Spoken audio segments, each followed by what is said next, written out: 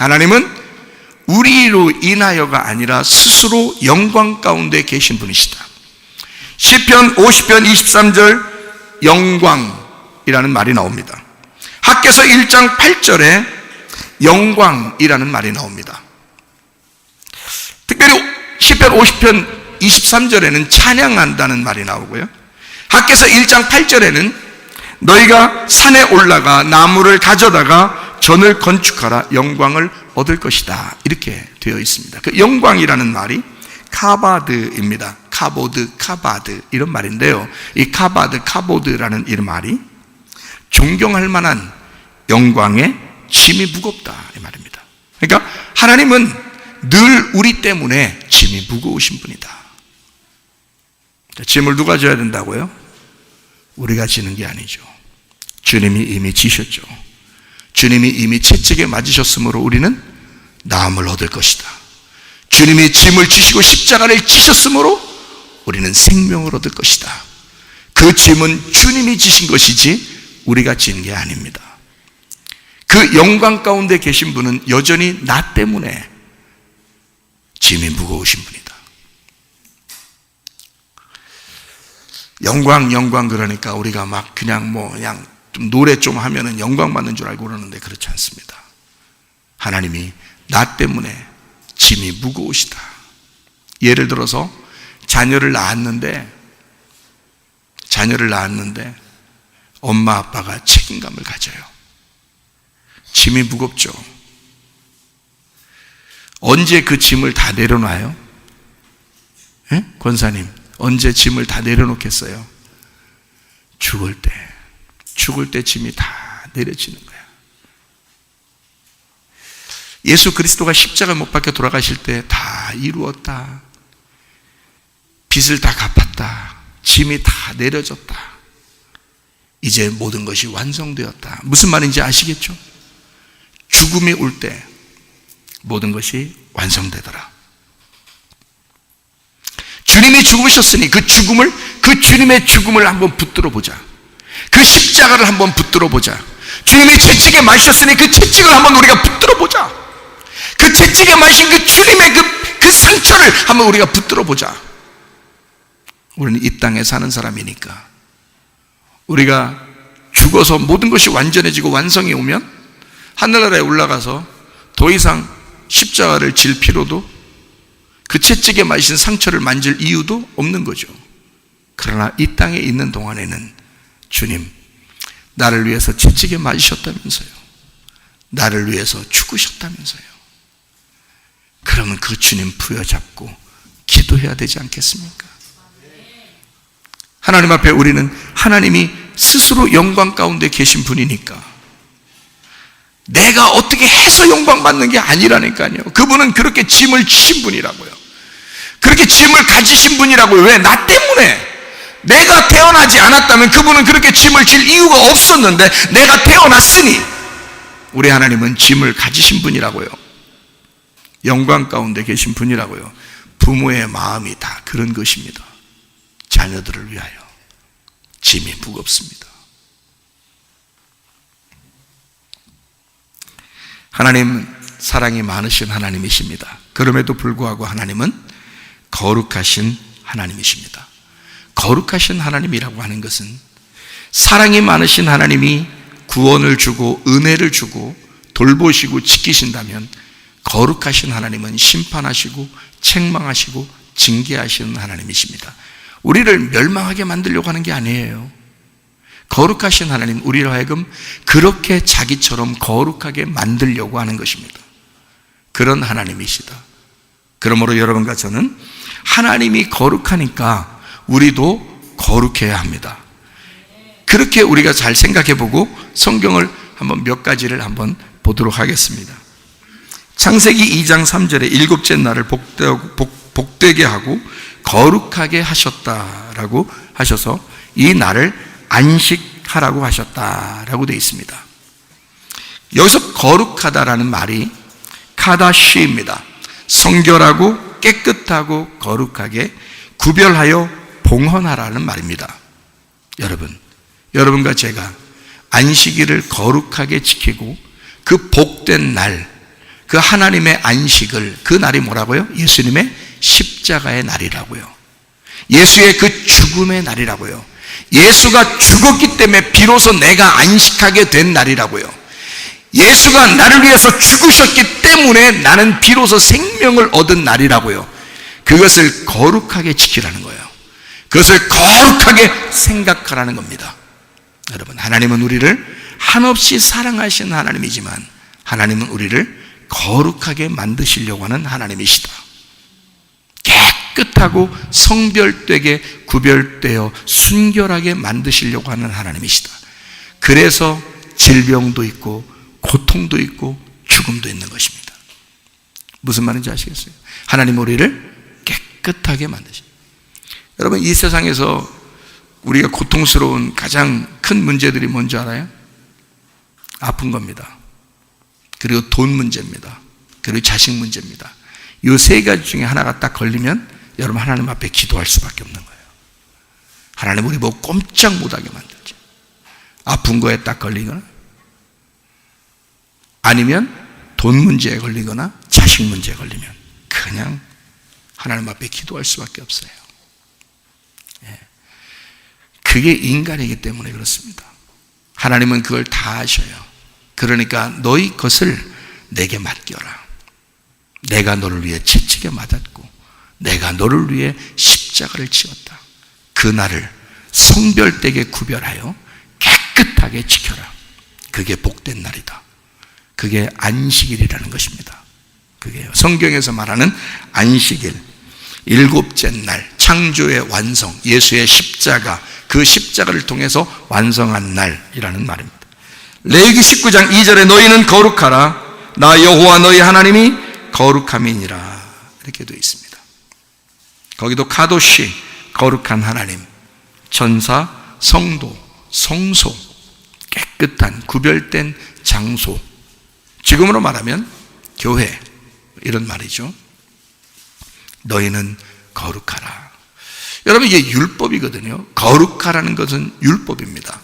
근데 율법이 우리 신약에서 하나님은 사랑이시다. 그러니까 율법이 없어졌을까요? 그렇지 않아요. 율법은 완전해졌습니다. 완성됐다는 말이에요. 로마서 13장 10절에 사랑이, 이웃을 사랑하는 것이 율법을 완성하는 것이다. 율법을 완전케 하는 것이다. 율법을 다 이룬 것이다. 이게 이웃을 사랑하는 것이다. 주님이 우리를 이웃 삼아서 그 이웃을 사랑하는 것, 이것이 예수님의 율법의 완성이라는 말이고요. 성경에 마태복음 5장 17절 말씀을 여러분 한번 보면요, 마태복음 5장 17절 말씀 보면 이렇게 되어 있습니다. 내가 율법이나 선지자를 폐하러 온 줄로 생각하지 마라. 폐하러 온 것이 아니요 완전하게 하려 함이라. 율법은 완전해져야 합니다. 이 완전해지는 것은 어떨 때 완전해진다고요? 예수가 죽어야 완전해진다고요. 예수가 죽어야 완전해진다. 그럼 여러분과 저는 그럼 뭘 믿어야 된다고요? 예수의 죽음을 믿어야 된다고요. 예수의 죽음을. 그 죽음을 믿으면 내가 어떻게 된다고요? 내가 살아난다고요. 왜 내가 살아난다고요? 예수가 내 대신 죽었으니까. 그걸 확실하게 믿으면 내 속이 살아난다고요. 내 영혼이 살아난다고요. 무슨 말인지 이해가 되십니까? 근데 사람들이 잘 안 믿어요. 모든 고통과 염려와 근심, 괴로움이 오면 자기가 그걸 해결해 보려고 한단 말이에요. 자기가 어떻게든지 그걸 어떻게 해보려고 한단 말이에요. 우리 못해요. 우리 못하는 게 이 세상에 질비합니다. 생사화복 우리 못해요. 어떻게? 생로병사 우리 어떻게 못합니다. 늙어가는 거 우리 어떻게 못하고요. 사는 거 죽는 거 우리가 어떻게 못하고요. 병나는 거 우리 어떻게 못합니다. 우리는 그런 존재라니까요. 그냥 살다가 병나고 늙어서 죽는 게 우리 인간이라고요. 이게. 근데 하나님이 그것을 뛰어넘어 생명을 가지신 하나님, 십자가의 죽음으로 죽으신 그 하나님은 우리를 책임지신다고요. 하나님의 짐이 무겁다고요. 그게 하나님의 영광이라고요. 하나님은 그렇게 영광 받기를 원하시는 분이요. 그러니까 우리 보고 말하면 너희가 나를 거룩하게 여기고 예배해라. 그게 하나님의 영광인 거예요. 하나님은 그런 책임을 가지고 살 테니, 나는 너희를 위해서 이렇게 영광 가운데 살 테니 너희들은 나를 예배해라. 그게 우리의 삶이란 말이에요. 그러니까 여러분, 예배 한 번 더 드리다가 주님 만나시기를 바랍니다. 이게 여러분 우리의 삶의 목적이라고요. 예배 한 번 더 드리다가 주님 만나는 거, 이게 우리의 삶의 목적이라고요. 경거망동한 것이 아닙니다. 율법은 완전케 하고 완성되는 것이지, 그게 그냥 없어져 버리가 이런 게 아니에요. 그 완성은 그냥 이루어진 것이 아닙니다. 예수의 죽음, 생명으로, 목숨으로, 그의 아들의 목숨으로 율법이 완성케 된 겁니다. 그러니까 이것은 값어치가 없는 게 아니죠. 어마어마한 값어치죠. 너희를 값으로 산 것이 되었으니, 고린도전서 6장 19절 20절 말씀이 아닙니까? 너희를 값으로 산 것이 되었으니 너희 몸으로 하나님 앞에 영광을 돌려라. 하나님이 값으로 우리를 샀으니까 네 거 아니다 이거야.